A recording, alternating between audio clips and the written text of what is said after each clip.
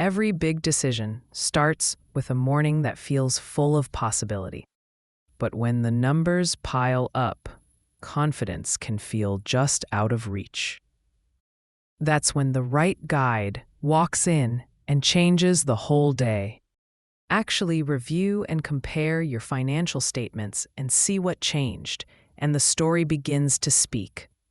He leans in, realizing clarity isn't magic, it's method.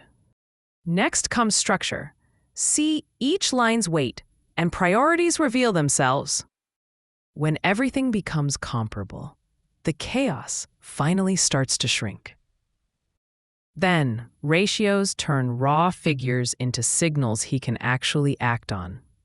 He finally asks the real question: how do I protect cash before it's gone?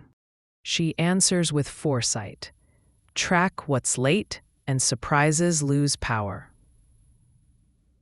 With a forecast in place, planning stops being hope and becomes control. Now he writes one clear next step, and the fog in his head lifts. They seal it with a handshake, turning advice into an ongoing partnership.